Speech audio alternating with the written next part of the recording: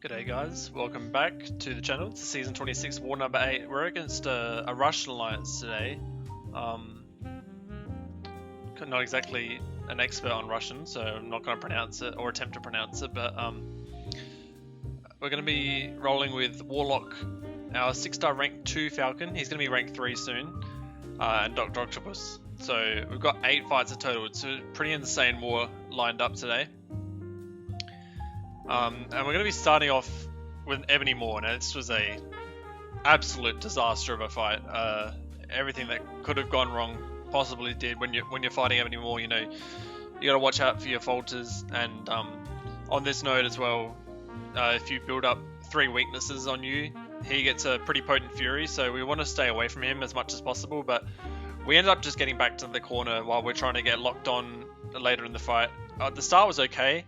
I probably should have heavied there to get him out of focus. Because I forgot that you actually have to use the heavy. You can't just knock him down regularly. It has to be a heavy attack.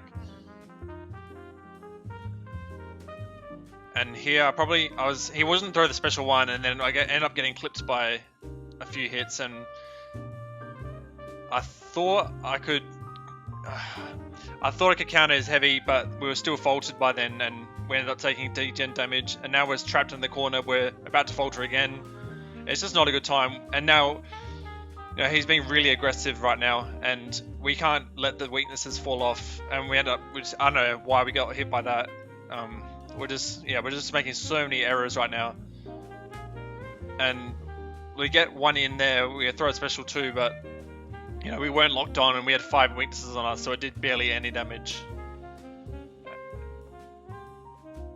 And yeah, it's just not a good time at all. We are healing a little bit from willpower, but he has despair as well, so it's not that much in reality. So we finished him off there with a special 1, but it was just a horrible fight. I was really, really disappointed in myself with that result. It's going to cost us quite a few units. This war was just a total shit show for me today, man. I don't know. I've been pretty sick the last few days, and I don't know, just my head wasn't in the right space. This fight was better though. This is the Mixmaster Korg. We do have a guidance boost from one of our alliance mates. That's just gonna help with openings. Korg's not gonna shrug off any stuns with this passive stun, and it's gonna be a bit of a long fight, but we're pretty much going to be throwing medium, light combos. So 4 lights. And what's going to do is, because of Mixmaster, that expects him to evade twice in a combo. So we're going to get 2 cruelties from that. And we're only going to hit him while we're locked on, because that way we can ignore the protect global node. If we hit him when lock on is down, like on cooldown, there's a chance we hit hard enough to trigger protect, and I just don't want to consider that. So we're just gonna wait out the cooldown. We can hit it through with a few lights because they're not going to trigger protect. So it is a bit of a slow fight, but it is pretty safe. We're not taking that much chip damage. Obviously it would be faster if Falcon was rank 3, since I'm pretty sure this was a rank 3 Korg.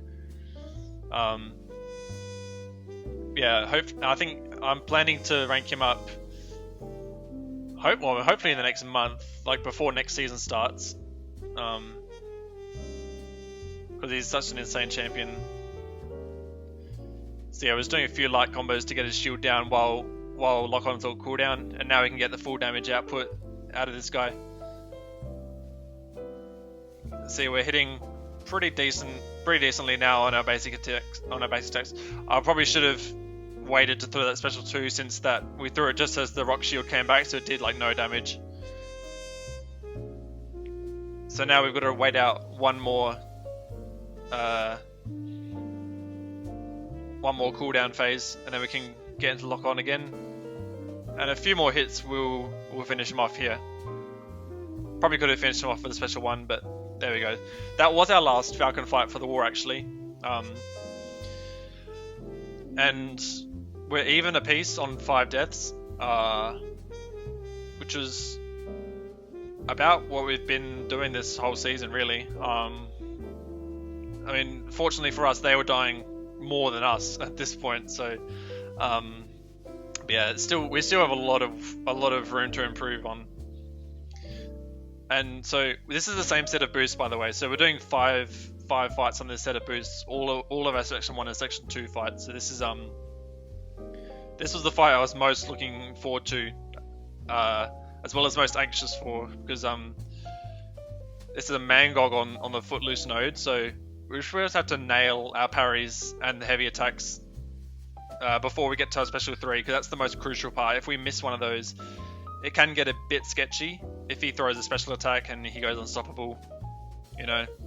But we're just going to nail those parries and keep heaving up to a special 3. As soon as we get to a special 3, we're going to throw it, because we want to get that extended power lock as soon as possible. So this is a much better start than the Apocalypse fight last war. And you see we're still at a full bar of power. We're still at a full yellow bar of health. So once Doc Ock reaches 100 on his chemistry research, I think, which is the yellow icon. I think it's the yellow icon. He gets 2,000 extra block proficiency. So most of our parries are perfect parries at this point. I think maybe one, maybe two wasn't a perfect parry. And you see, just like last war against Apocalypse, we are triggering Protect on a special 1. But Doc Ock I'm super comfortable using this guy, so we can easily backdraft him into another special 1. And yeah, so it's really safe. And one more special 1, he goes down. So super clean fight. Only took 5% damage against a rank 3 Mangog with our rank 5 Dr. Octopus, so super happy with that. Now we could have used Falcon for this fight, but I just opted to use Warlock because Falcon had taken a bit of damage and Warlock was still at full health, and we can just parry heavy this guy to death. So we don't want him to evade at all, obviously, because of Spry. That builds up debuffs on us on top of his Porker Poppers. At the moment, we're just parrying until he gets infected, so that he's constantly going to be power draining, because I assumed he had willpower on, and he did. And we want to dump our specials as soon as we get them, pretty much, because that's how he gains spider nonsense charges. Once he gets to 6, he's going to start evading if we're not careful. Although if we just keep parry heaving, he doesn't really have a chance to evade. We do get a Porker Popper debuff on us there. I'm not an expert on Spider Ham, so I'm not entirely sure how that propped on us.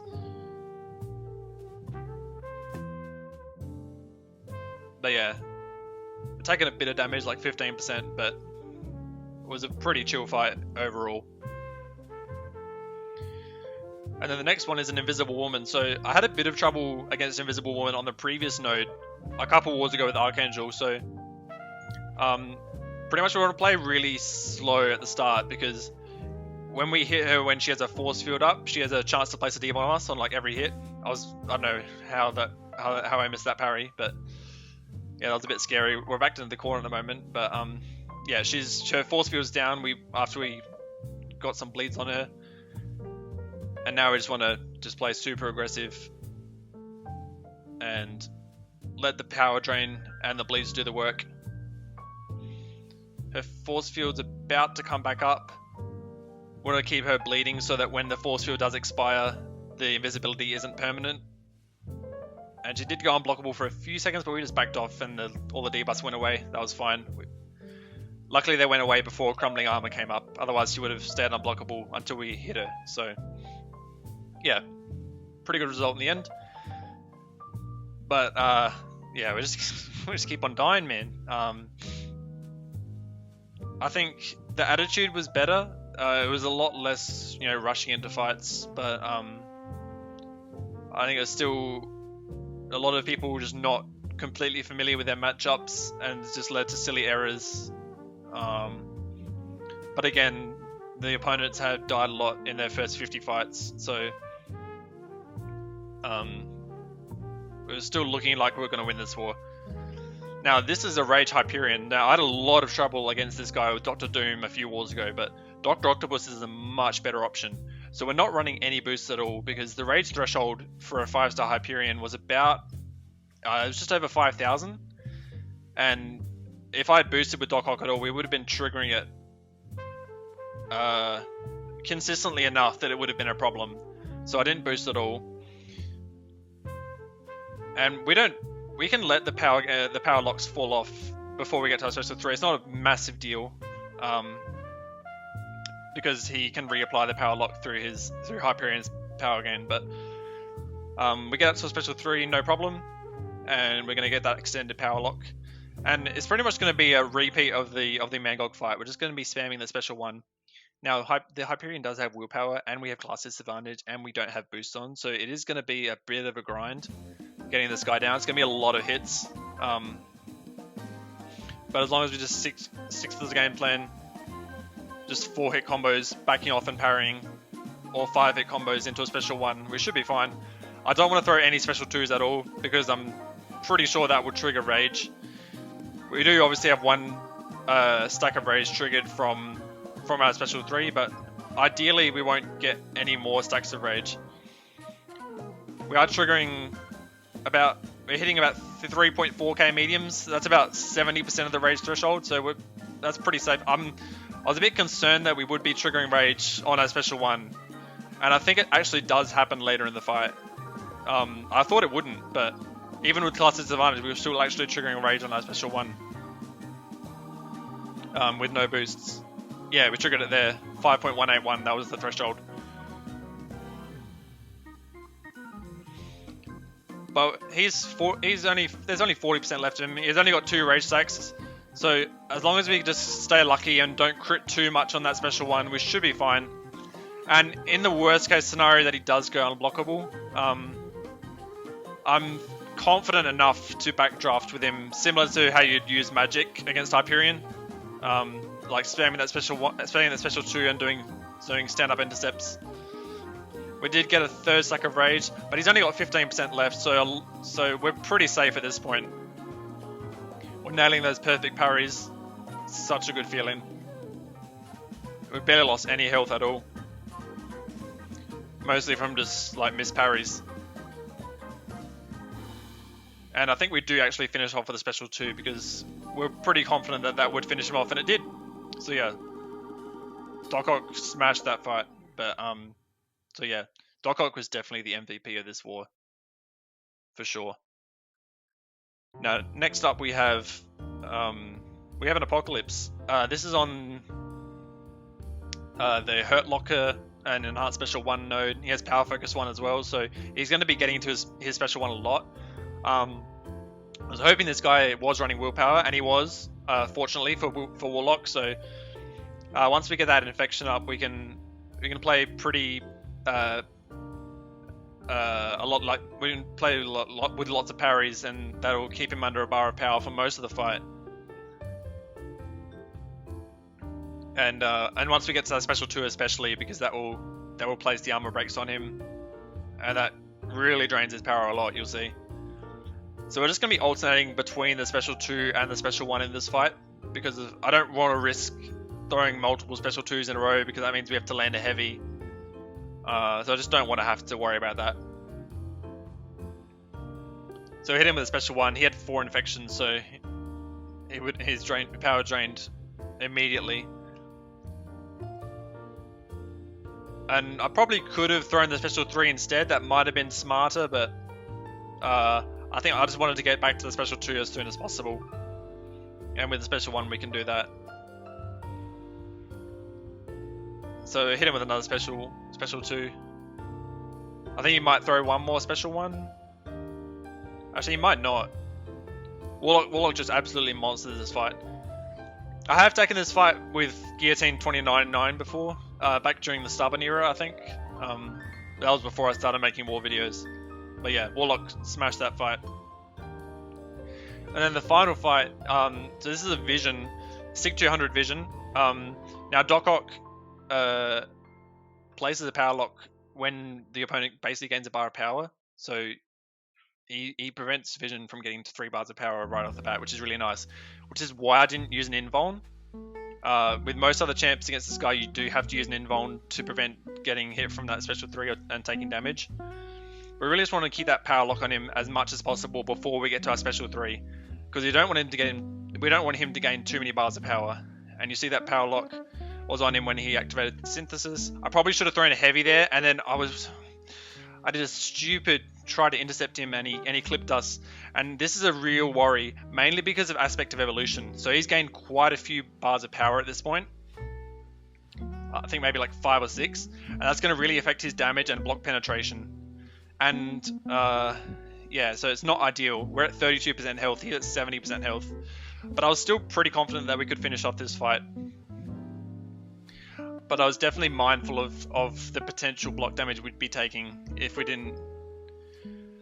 And you see, we missed a parry there, and it did 2,000 damage. That was like 6% of our health, and the parry did 4%. So I had to try and go for as many backdrafts as I could, still spamming that special one just like the previous few fights. And I was just too nervous at this point, I think, to go for any stand-up intercepts. With him with the special 2, I probably still should have stick to the special 1, because this really shortens the window we have to throw the special 1 to refresh the power lock. And so we had to play super aggressive here to keep it up, and it ended up biting us in the butt. We go for another backdraft, and he clips us, and we die. So it was just a real showcase of how greediness and impatience can cost you in these war fights. And I was really mad at myself for this bit here, because instead of taking a step back and cooling off, I just went straight back in and